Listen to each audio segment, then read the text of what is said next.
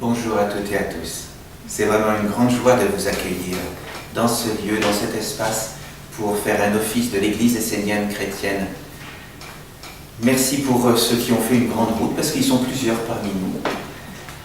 Et donc, aujourd'hui, pour commencer, je vais vous inviter à vous poser.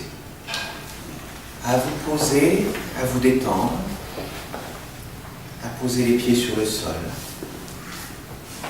et à ressentir la mer qui nous porte et le Père Ciel qui est au-dessus de nous. Je vous invite à laisser de côté tous les soucis du monde extérieur, les laisser à l'extérieur de ce temps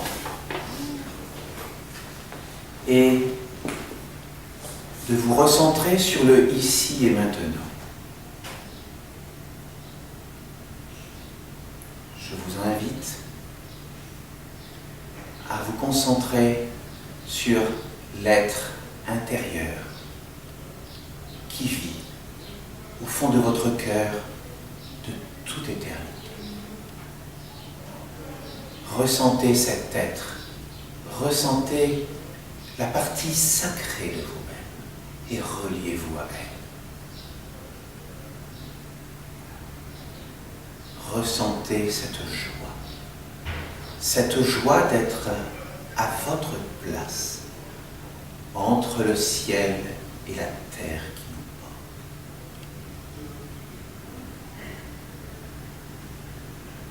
La joie est le chemin qui nous permet d'aller dans la partie la plus sacrée, la plus intemporelle de nous-mêmes.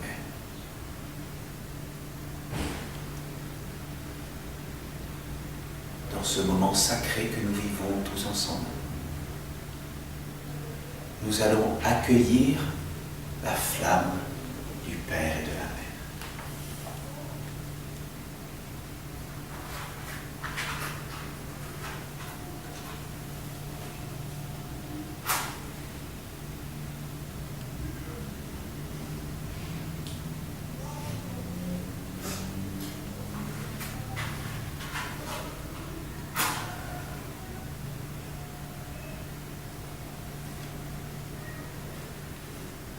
Par le feu pur des origines, par mon ange, j'appelle la flamme de Dieu le Père et la flamme de Dieu la Mère, la flamme de la maison de Dieu, afin qu'elle rayonne ici et maintenant à travers tous les éthers, afin qu'elle soit glorifiée de notre présence ici en cet instant, où nous l'accueillons à l'intérieur de notre cœur. Et dans ce temps consacré, Amen.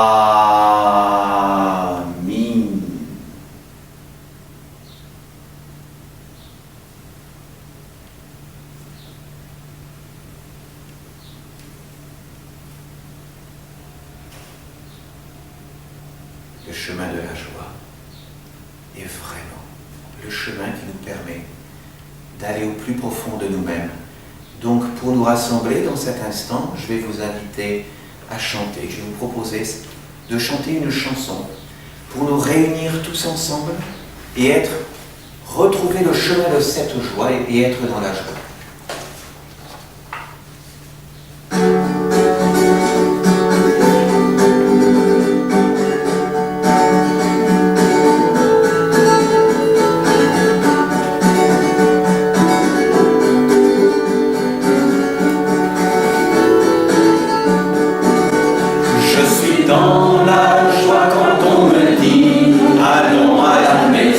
Maison de Dieu, je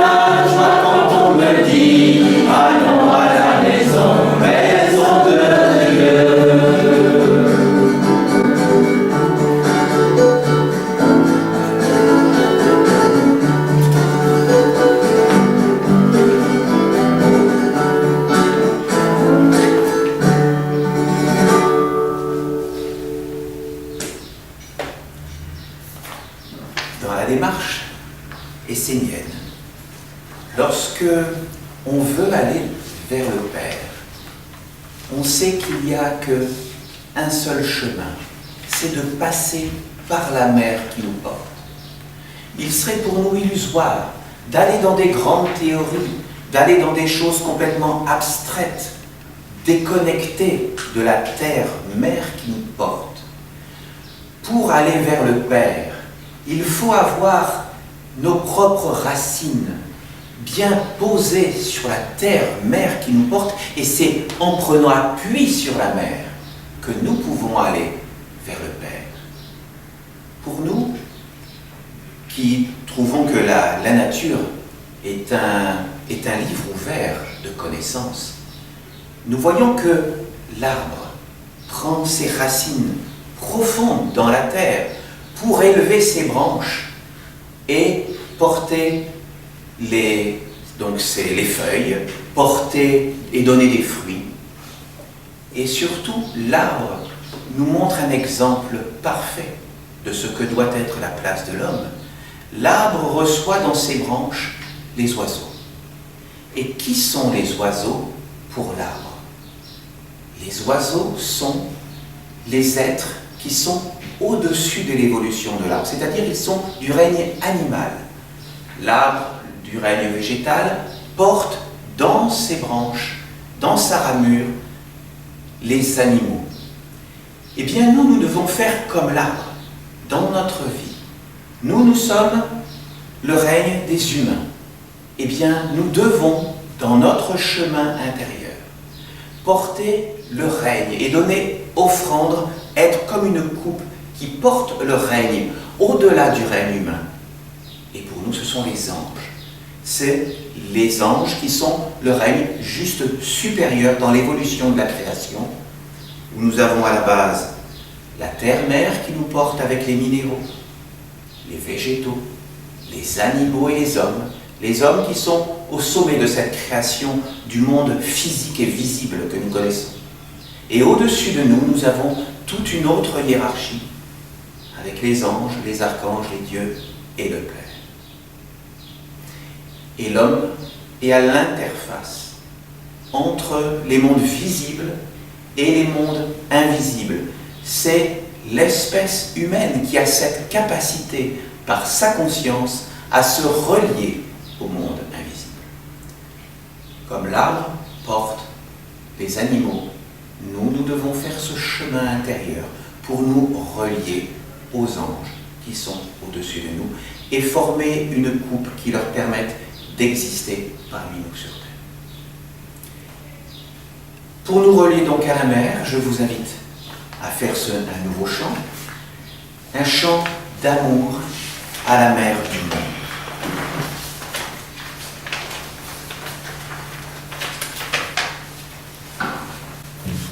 Du plus pur, du plus grand, du plus beau de mon être, avec douceur je l'appelle, quand je me pose sur toi, du plus vrai, du plus haut de mon être.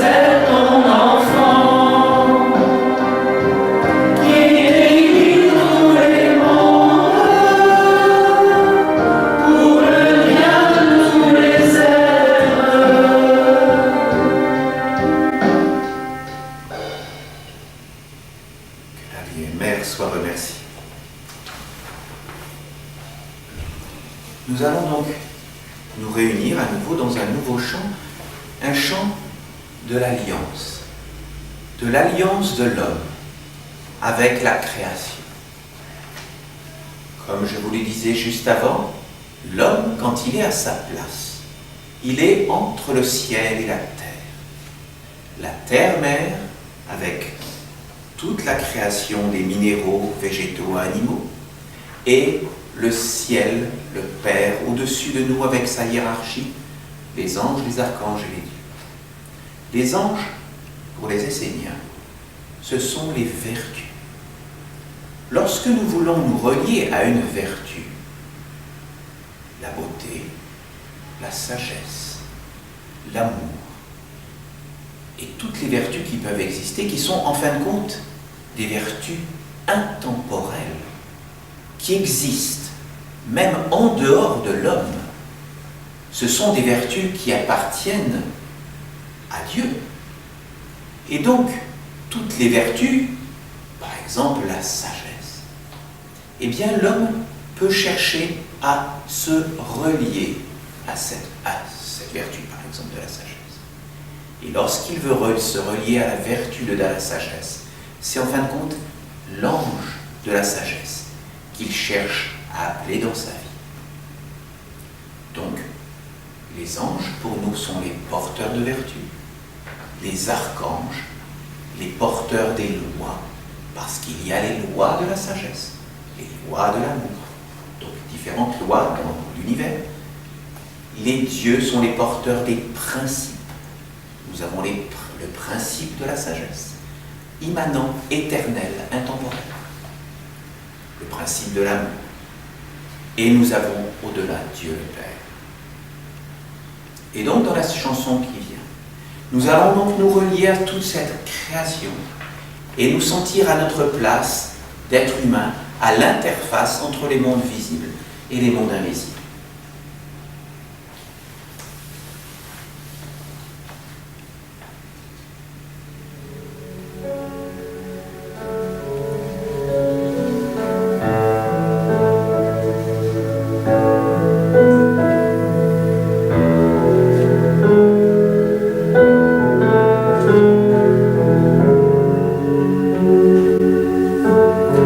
Béni soit l'alliance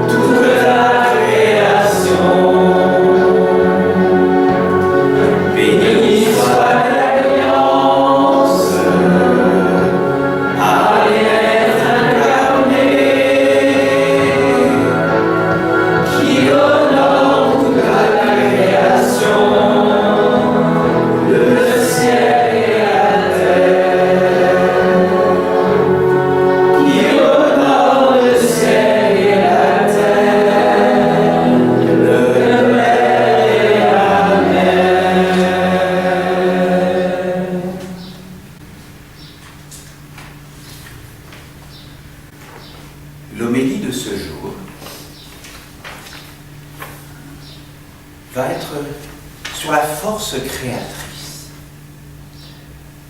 Effectivement, nous allons bientôt arriver à l'été, même si la météo d'aujourd'hui pourrait nous laisser à douter. Nous allons rentrer dans l'été et la saison de l'été est sous le règne d'un archange, l'archange Uriel. Et lorsque l'on regarde la nature, qui est toujours notre exemple, que voyons-nous? La nature, l'été, nous montre l'abondance et la générosité. C'est le moment des récoltes. C'est le moment où tout a poussé et tout a fleuri. Et c'est le moment où les fruits apparaissent. La nature nous montre la générosité, nous montre l'échange entre tous les règnes. Les échanges avec, par exemple, les insectes qui sont mangés par les oiseaux, les oiseaux qui mangent les pommes dans les arbres. Tout est échange dans la nature. Et il y a cette force de la vie qui grandit et qui fleurit. Lorsque il y a des milliers d'années, lorsque les premiers peuples d'humains sont apparus, après leur évolution, les Homo sapiens, eh bien les premières colonies humaines sont apparues et que faisaient-ils? Ils vivaient en contact avec la mère Terre. Ils vivaient des récoltes de ce qu'ils pouvaient produire, ils allaient chercher le bois dans les arbres, dans les forêts, et ils fabriquaient des objets. Ils étaient donc constamment avec les règnes des minéraux, des végétaux, des animaux. Et là, l'argent n'existait pas à cette époque-là. Les hommes vivaient au contact avec la mer et ils s'échangeaient des services. Il y avait le troc également. Et ce n'est que plus tard, lorsque les hommes se sont rassemblés dans des cités et qu'il y a une architecture sociale qui est apparue, que l'argent, à ce moment-là, est apparu. Quand on réfléchit, l'argent est en fin de compte la matérialisation de lois intemporelles. La loi des échanges s'exprime par l'argent. Les hommes ont pu échanger, au lieu que ce soit des biens, ont pu échanger cet argent qui passait d'une main à l'autre. Les lois aussi de la générosité, comme cette nature qui est généreuse avec nous. Les lois de l'argent sont une manifestation où l'on peut être généreux envers autrui. Et la force de vie également peut s'exprimer à travers l'argent parce que c'est un échange d'une énergie que nous échangeons les uns avec les autres. Lorsque les hommes se sont rassemblés dans une civilisation complexe et que l'argent est apparu, l'argent était quelque chose de tout à fait noble et il avait sa place parmi les hommes. Et les hommes, effectivement, à ce moment-là, se sont séparés quelque peu de la mer pour aller plus vers le Père. Et ils ont effectivement fondé, pour certains, des religions qui étaient des religions qui étaient plus tournées vers le Père. Certains peuples ont continué à vivre avec la mer, notamment les peuples animistes, qui ont survécu jusqu'à maintenant. Et donc, beaucoup d'hommes, effectivement, se sont coupés de la mer, malheureusement, par l'évolution des civilisations, de la civilisation humaine. Cet argent, actuellement, on peut voir que l'argent a chuté. Pourquoi l'argent a chuté parmi les hommes? Pourquoi il n'a plus la noblesse qu'il y avait alors, à l'origine? Eh bien parce que certains êtres ont voulu garder l'argent pour eux-mêmes et ont cherché à essayer d'amasser le plus possible l'argent en appauvrissant les autres. Alors que l'argent est un moyen d'échange entre les hommes qui permet d'échanger la richesse, certaines personnes ont malheureusement dévoyé l'argent parce qu'ils se sont rendus compte que c'était une force d'avoir de l'argent. Et donc, ils ont voulu capter cet argent pour eux, appauvrir les autres, les rendre parfois même esclaves. Et donc, l'homme s'est coupé de la magie intemporelle de l'argent. Et malheureusement maintenant, alors qu'au départ, les hommes qui gagnaient leur vie honnêtement, qui gagnaient de l'argent, faisaient une offrande au temple, ils avaient cette intuition qu'il était important d'offrir au temple parce que les prêtres allaient pouvoir les bénir leur travail en lien avec la mère terre. Et lorsque tout est béni, que les prêtres sont à leur place entre le ciel et la terre, eh bien tout est béni et c'est l'abondance et la richesse entre les hommes. Aujourd'hui, le temple de l'argent, c'est la bourse. Et l'homme s'est coupé des vertus de l'argent qui résident donc dans la générosité et les échanges entre les hommes. Il s'est coupé de cette force de vie. La force de vie appartient à un seul être, à Dieu. Et lorsque l'on se coupe de la force de vie de l'argent, ou qu'on essaie de le capturer pour en appauvrir les autres, eh bien, on se coupe de Dieu, qui est l'unique source de la vie. L'argent a ses secrets, et je vais vous en révéler quelques-uns aujourd'hui. Parce que l'on sait que pour que l'argent soit prospère et que la richesse soit là parmi les hommes, eh bien, il ne faut pas de peur. Celui qui porte la peur en lui-même fait fuir l'argent. On sait également que l'argent n'aime pas les plaintifs, ceux qui sont toujours en train de se plaindre, d'être toujours dans le mécontentement. L'argent s'en va. L'argent n'aime pas non plus ceux qui sont dans la conservation, qui veulent tout garder pour eux, qui veulent empêcher l'argent de circuler comme un liquide de vie, comme l'eau de la source, qui doit normalement circuler entre tous les êtres. Les êtres qui cherchent à être des conservateurs et tout garder pour eux, empêchent cette énergie de vie de circuler entre les êtres. Et là, l'argent n'aime pas du tout. L'argent aime l'honnêteté, la franchise, c'est-à-dire le respect dans tous les êtres. Et également, l'argent n'aime pas du tout le gaspillage. C'est-à-dire, si on se sert de l'énergie de l'argent pour acheter et ensuite jeter, c'est-à-dire mettre cette force de vie qui se retrouve au recyclage, eh bien là non plus, l'argent n'aime pas ceux qui font cela. Il est important de remettre la place de l'argent dans la vie de l'homme, mais une place juste. C'est-à-dire, l'argent étant une énergie de vie entre les hommes, une énergie d'échange et de générosité. C'est ce qui permet donc d'apporter la richesse à tous.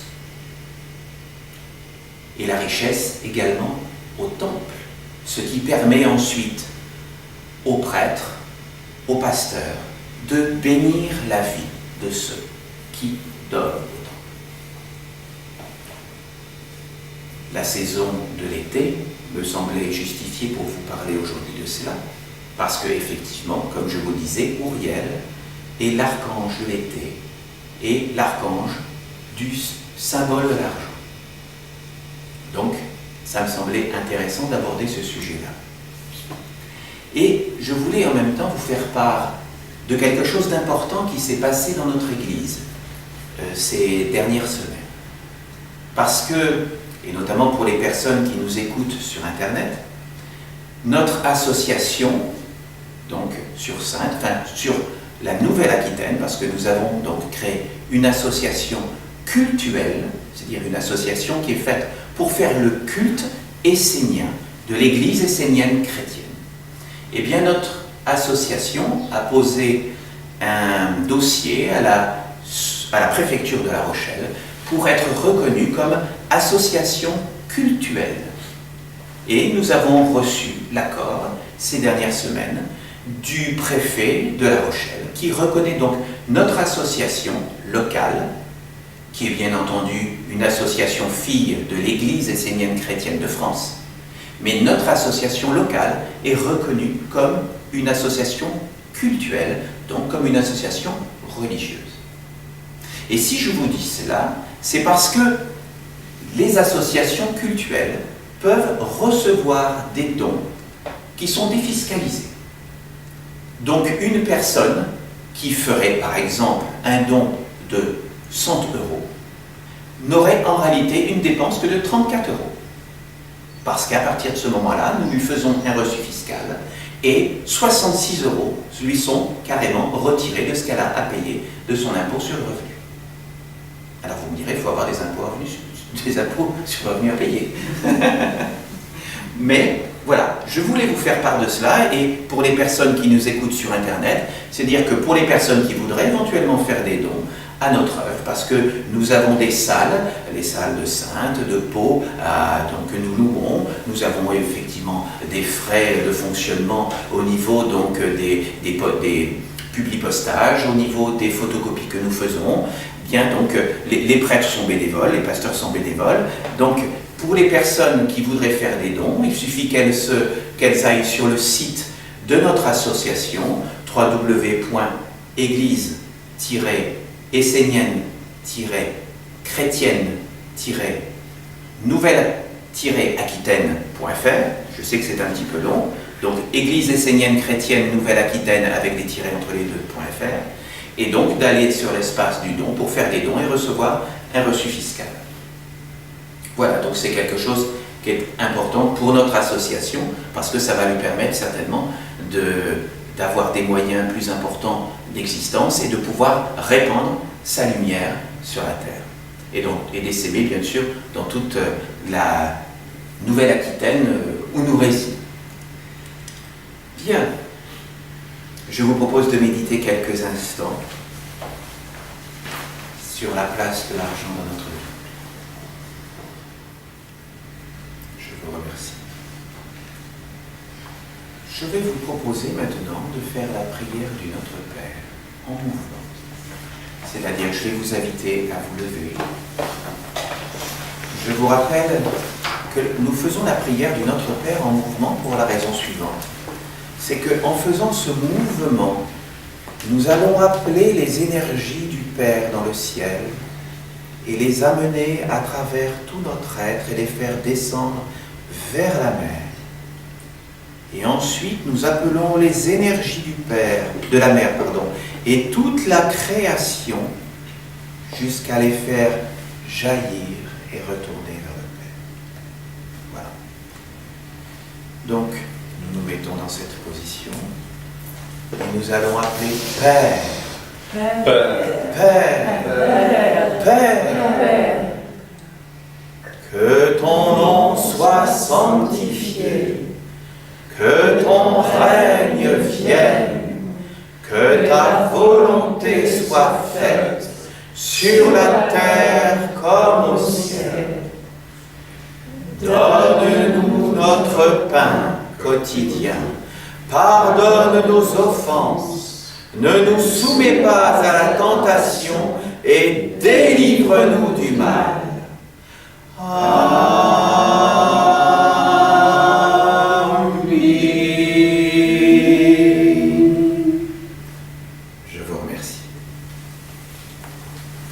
Nous allons accueillir notre frère Roger, qui va nous lire un psaume de l'archange Gabriel. Je le remercie.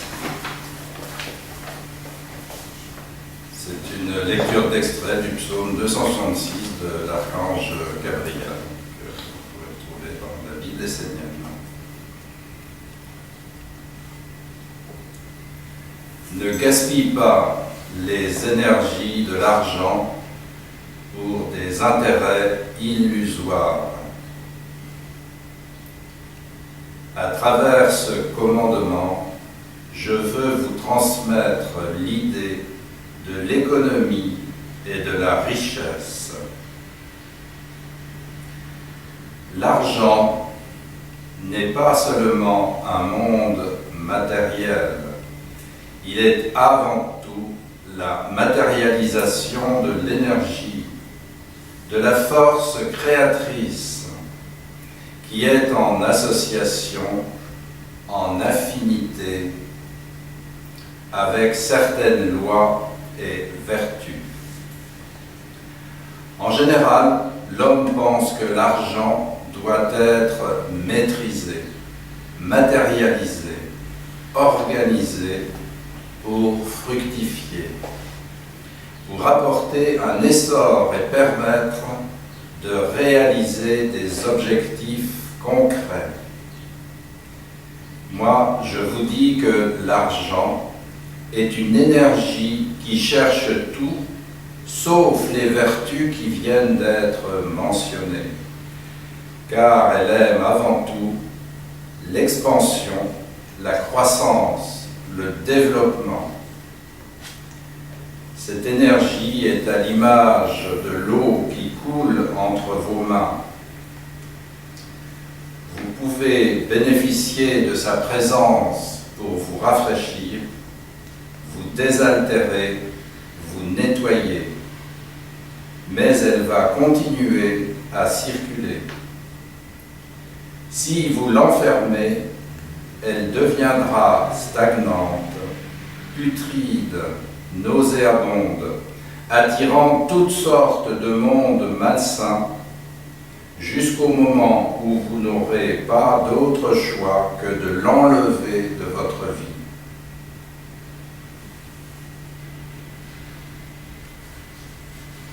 L'argent est une force créatrice qui aime côtoyer les êtres impersonnels, car ils savent ne pas bloquer ni enfermer les mondes.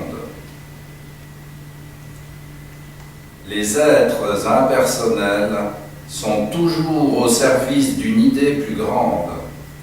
Ils sont à l'écoute, toujours prêts à saisir les opportunités qui se présentent, acceptant d'en vivre une autre, sans être prisonniers de la pensée de l'argent. Ils ne sont ni avares, ni peureux. Ils ne cherchent pas à tout contrôler, enfermer, ne pensant pas qu'ainsi ils auraient la sécurité.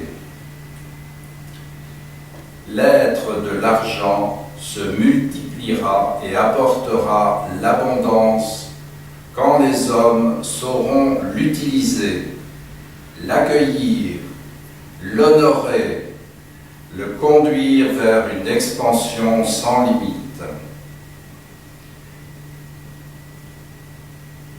Si l'homme est motivé par la peur, s'il veut asservir l'argent, l'enfermer dans des comptes bancaires ou des structures servant uniquement à combler les satisfactions personnelles et mortelles de la vie, le fruit qu'il récoltera sera la pauvreté. Il n'utilisera que ce qu'il aura pu récupérer de cette énergie, mais elle ne se multipliera pas et la vie deviendra un désert. Le bonheur, c'est l'eau qui circule, qui se propage, pour que tous les êtres puissent s'épanouir, se revêtir de belles couleurs, porter des fruits et entrer dans le grand partage. L'argent aime s'enrichir, il aime grandir et être libre de servir le bien commun. Si l'homme a peur, peur de manquer, peur de ne pas satisfaire les exigences de sa vie personnelle, il bloque la circulation de l'énergie par des concepts, des attitudes, des comportements qui le conduisent à tout enfermer. Alors l'eau se met à stagner, elle se perd et plus rien ne pousse, ne s'expand, n'entre dans la richesse. L'argent n'est pas un but en soi, une nécessité, mais un moyen pour réaliser une œuvre belle, juste, noble. L'argent n'aime pas être dénaturé, il aime être une bénédiction dans la vie pour réaliser des buts nobles. L'argent aime la générosité, la bonté, le prendre soin, la vérité.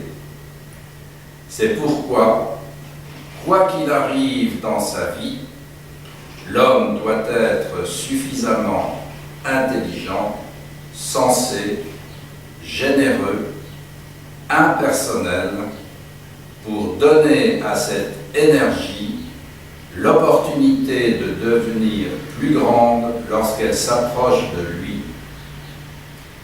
Ainsi, tous les êtres qui s'approchent de l'argent deviendront plus riches, plus sages, plus heureux, plus sains, parce qu'il aura su amplifier l'énergie qui lui a été apportée, la faire grandir, la conduire vers l'expansion. Il ne l'aura pas renfermée, bloquée, cherchant à conserver les forces, à les freiner. L'énergie de l'argent est uniquement un monde de croissance qui n'enferme pas, qui ne se maîtrise pas, mais qui est généreux, créateur, qui ne fait que grandir. À chaque fois qu'il touche des mains ou des êtres qui sont généreux, l'argent se multiplie, entre dans la croissance. Il est comme un boomerang. Plus tu donnes, plus il te donne. Il est une bénédiction et comme tout ce qui arrive dans la vie, il doit être accueilli tel qu'il est et non pas tel que toi, tu veux qu'il soit. Les secrets de la richesse sont qu'il ne faut pas vouloir être riche, vouloir posséder l'argent, mais plutôt être comme lui, être au service d'un monde supérieur, être soi-même une énergie croissante qui cherche à multiplier le bien, à circuler d'un être à un autre pour apporter le bonheur, qui veut sans cesse grandir et faire grandir tout ce qui est beau.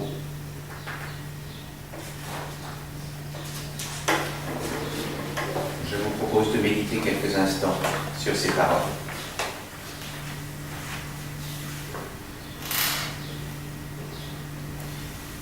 Bien. Je vous remercie de votre présence. Nous allons donc nous séparer en chansons. Et nous vous invitons maintenant à nous retrouver au mois de septembre, parce que donc, nous allons laisser passer la période estivale, l'été qui doit se manifester parmi nous. Nous allons le laisser donc passer, donc nous nous retrouverons le deuxième week-end du mois de septembre, le deuxième dimanche du mois de septembre. Là, je n'ai plus le nom, j'ai plus la date précise en tête. Le 9, d'accord. Donc le 9 septembre pour les personnes donc, qui le souhaitent. Donc nous nous séparons en chansons dans la joie.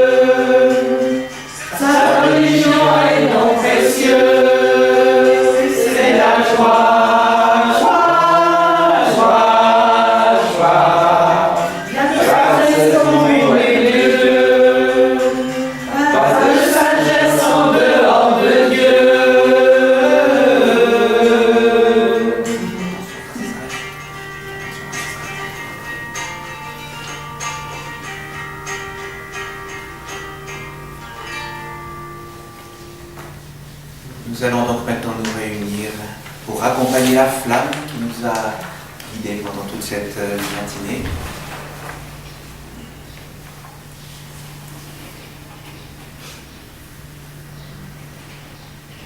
Nous allons accompagner la flamme du Père et de la Mère qui a été présente parmi nous. Nous la remercions et nous la raccompagnons des mondes visibles vers les mondes invisibles. Qu'elle soit remerciée de sa présence parmi nous et qu'elle continue de rayonner à l'intérieur de notre cœur à chaque instant de notre vie. Amen.